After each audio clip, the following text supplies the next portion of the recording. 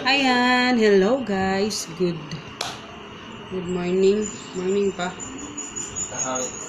Good afternoon. Good morning pa ata kasi parang 11 o'clock pa. So actually, ngayon ako nakapag-vlog. So wala pa akong update sa bahay. Pero ayun, nakikita nyo. Dito na part. Ayan, nakikita nyo na yung medyo white na siya, no? Pati dito. So, yung doon na part lang yung hindi pa napipinturahan. Tsaka, kasi lagi kaming umaalis. Tapos busy si Papa din. And, so, ayun. Galing kami nag-grocery ni Papa kasi kahapon nag-harvest kami ng piso wifi. So, yun yung pang-grocery namin. So, talagang live below your means. Hindi talaga within. Kasi hindi dapat below your means talaga kami ngayon. Kasi, syempre, pag-uusap natin yan next time. Pero today is, papakita ko muna sa inyo yung grocery ko. And, konti lang to kasi hindi naman tayo bumili ng mga meat or something ng mga ilalagay pa sa freezer kasi, or sa refrigerator kasi, wala pa tayong kuryente. So, yun yung ating sinilagay ko lang kayo dyan. Tinatakpan ko yung liwanag sa likod. Pero ayun, pakita ko sa inyo yung mga nabili ko.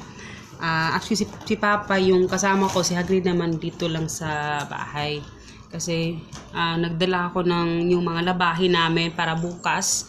Dinala ko doon sa kabilang bahay kasi nandun pa yung aking washing machine. So doon ako maglalava. Wait lang. So, ayan. Sana hindi ako maka-copyright kasi may nagpapamusic sa kabilang bahay. So, ito yung binili ko.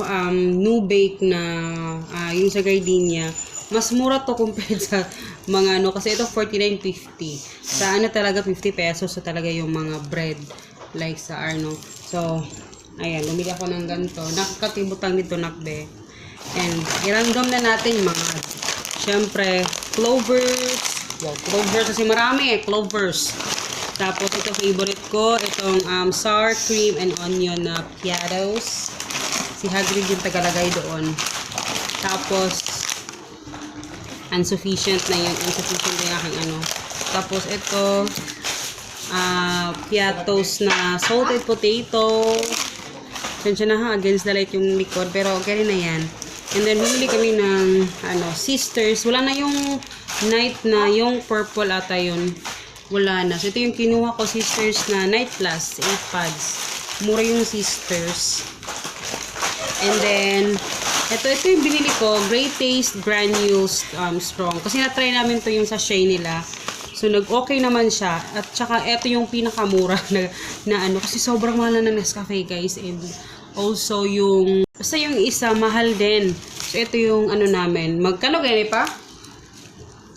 40 plus? 40 plus ata ito, 48. Basta ito na yung pinakamura. I don't know kung meron pang iba. Pero ito, Great Taste Granules. Kasi ang ginagawa ko ngayon, kasi sobrang parang nasusuka ako sa kape na yung with creamer na ngayon. Hindi ko alam kung bakit. Hindi pa ako juntes, no? Pero, ayun. Tapos, original na Sunmig. Ito rin yung pinakamura na Hagrid na 3-in-1. And then, ang tawag dito, yung niya, okay naman. So, hinahati ko siya, guys. Isang ganto, teaspoon, tapos kalahati ng ganto. Yun yung nilalagay ko. So, yun yung masarap para sa akin ngayon. So, yun yung ginagawa ko. So, ayan. Hindi na sugar, wala ng creamer. Half lang nito. So, try nyo, masarap siya. Lalo na pag yung mga 3-in-1 na Kasi yung 3-in-1 kasi ngayon sobrang parang puro na lang sugar, wala na siyang Dalawang Lucky Me Pisit Canton na sweet and spicy. Ako lang yung kumakain nito. Dalawa lang yung binili ko. And then, my favorite na Lola's peanut butter. Hindi ko alam, ang Lola's, mabilis siyang maubos. And then, yung Lola's peanut butter is maybe dahil local lang siya, kaya mas mura siya compared, 'di ba, sa mga ibang brand na yung mga imported. So ito Lola's siya. Tsaka masarap siya, sakto-sakto yung lasa yun sa salt, yung yung salt niya, tsaka yung sugar, parang masarap siya. So wala silang crunchy na malaki. So ito na lang creamy yung kinuha ko. may crunchy pero maliliit. So, yan. Pinakamura yung Lola's. And, Argentina corned beef. Hindi namin gusto yung star kasi masyado siyang oily. So, dalawang Argentina corned beef. Kasi syempre, yung delata. Kailangan may delata guys kasi wala kaming diba? Wala kaming refrigerator. And then, Lami beef loaf. Ang ingay ng sa likod. And then, dalawang Century tuna kasi ito na yung kinakain ni Papa, yung mga ganito na tuna. Flakes and oil, mga ganun. Tapos, mega sardines. Napansin ko sa mega sardines, mas marami siyang laman compared sa Youngstown ngayon. So, yun yung napansin ko. So, yan. Mega yung kinuha namin.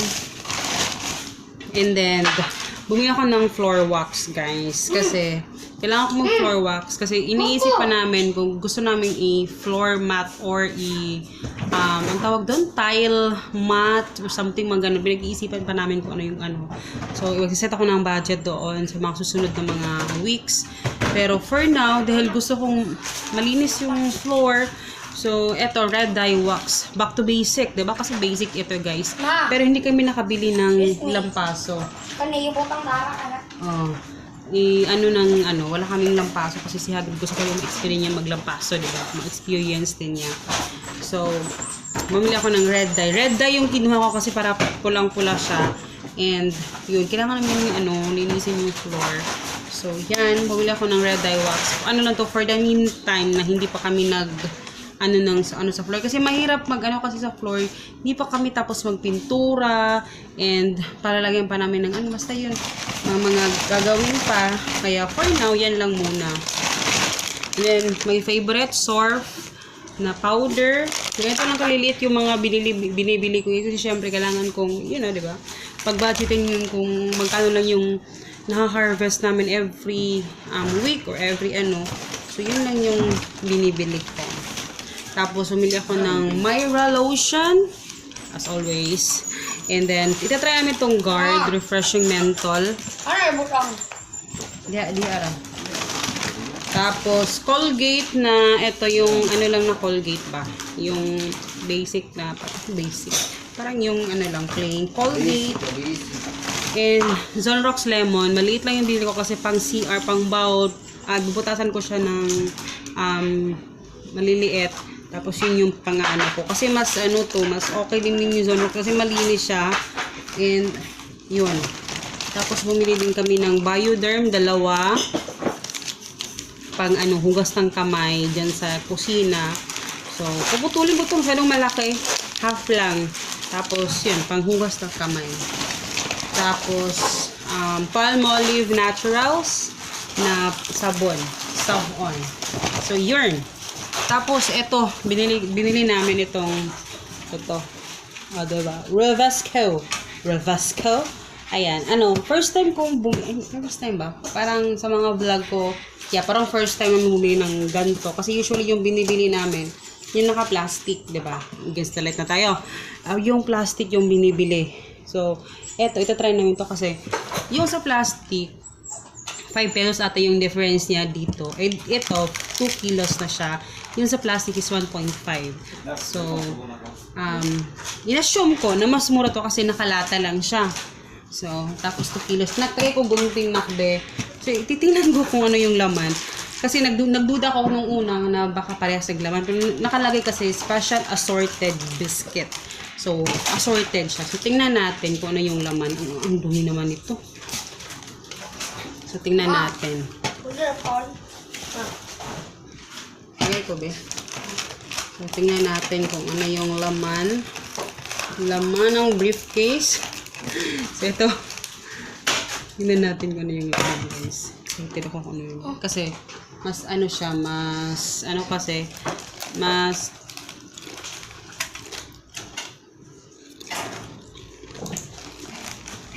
yan. Mas tipid.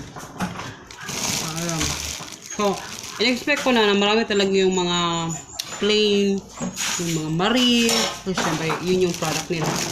Marie, mga,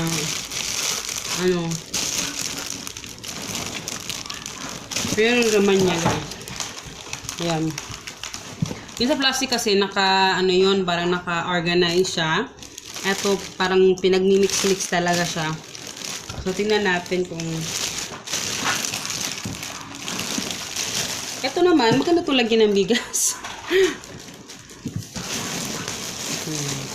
Okay siya. Tapos may mga ano. Pero I think wala tong ano, walang wafer. Meron ba? Wala. So yan yung laman niya. Kasi pag mahilig kasi kami magkape, sa ano, mahilig kami magkape-kape. So mas maganda yung may ganito, tapos si Hagrid mahilig dito sa ano, mga biscuits. So ito yung kinuha namin.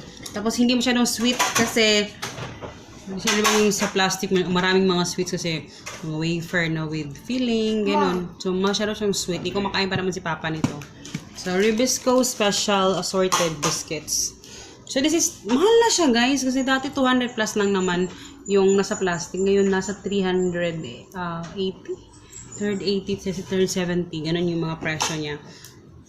So, ayan. So, tamang-tama lang kasi nagluluto na, nakapagsaing na kami ng bigas, ay ng kanin. Tapos, magla-lunch na kami guys. So, bukas na naman. Busy na naman kami bukas kasi may training si Hagrid bukas. So, early talaga kami aalis. Mga nasa 5, kailangan umalis na. Tapos, yun nga. Doon ako maglalabas sa kabilang bahay.